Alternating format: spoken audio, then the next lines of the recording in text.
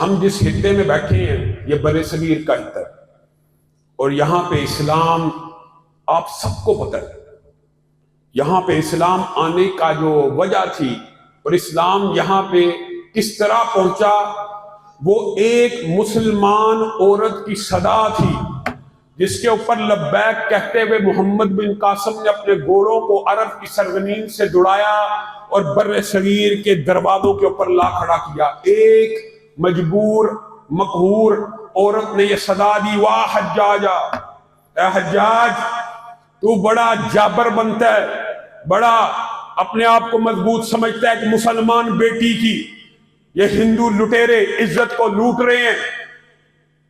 تو حجاج نے اس کی صدا پہ لبیک کہتے ہوئے کہا تھا، مجھے ایسا لشکر ہی کیوں نہ تیار کرنا پڑے جس کی ابتدا سندھ پہ ہوگی اور آخری سپاہی کوفہ اور بصرہ اور حجاز کے اندر ہوگا، میں اس بیٹی کا بدلہ ضرور لوں گا۔ اور اللہ کے فضل و کرم سے یہی رسول اللہ صلی اللہ علیہ وسلم کی بھی سنت ہے۔ خود رسول اللہ صلی اللہ علیہ وسلم کے در عالیہ کے سامنے ایک مرتبہ یہودی گنڈوں نے اپنے ہی مذہب اور ملت کی عورت کی عزت کو ہاتھ ڈال دیا۔ اس عورت نے ان کو واسطہ دیا، میں تمہارے موسیٰ کی ماننے والی ہوں، میں تمہاری ہم مذہب ہوں، میں تمہاری ہم مسلک ہوں، ہم مشرب ہوں۔ گنڈا صرف گنڈا ہوتا، اس کا کوئی مسلک مذہب نہیں ہوتا۔ آج بھی مسلمان عورتوں کو لوٹ رہے، کیا وہ یہ دیکھتے کہ اس نے بھی محمد الرسول اللہ کا کلمہ پڑھا ہے؟ وہ بھی گنڈے تھے، ان کے ہاتھ بڑھتے چلے گئے۔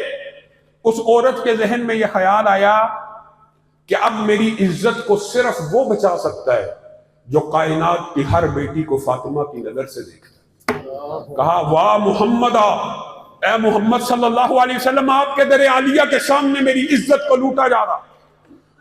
رسول اللہ کے کان میں یہ آواز ٹکرائی، تیزی سے باہر آئے، وہ کملی جس کی وجہ سے کبھی یا ایھا المزمل، کبھی یا ایھا المدثر کہا گیا، اس یہودی لڑکی کے سر کے اوپر ڈال دی اور کہا، مدینہ میں رہنے والی ہے یہودی لڑکی، تو کسی یہودی کی بیٹی نہیں بلکہ محمد کی بیٹی ہے۔ آج یہ سنت، محمد بن قاسم کی سنت کہاں رہ گئی؟ بہار کا ایک بدماش وزیر اعلیٰ ایک مسلمان بچی کے چہرے سے نقاب کھینچ رہا ہے، میں اور آپ آج پاکستان کے اندر بیٹھے اس کی مرمت بھی نہیں کر سکتے۔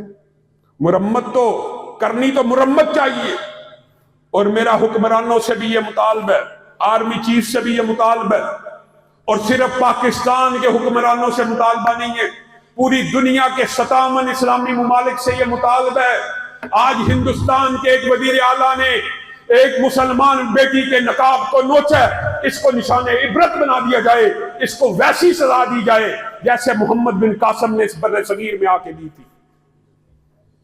اگر غیرت مسلم زندہ ہو تو یہ کام ہو جائے۔ اور بالخصوص میں آرمی چیف سے، وزیر خارجہ سے، وزیر اعظم سے اس بات کا مطالبہ کرتا ہوں کہ اس بات کو اٹھائیے۔ یہ اپنے آپ کو سیکولر اور لبرل کہتے ہیں، یہ سیکولرزم کا گندا اور گھناؤنا چہرہ بھارت کے وزیر اعلیٰ نے آپ کو دکھلا دیا ہے، یہ سیکولرزم ہے۔ اور بدبخت انٹرویو دیتے ہوئے کہتا ہے، وہ یار آپ لوگ میرے پیچھے پڑ گئے، میں نے اس کے چہرے پہ ہی ہاتھ ڈالا، کسی اور جگہ پہ تو نہیں ڈالا۔ بدبخت،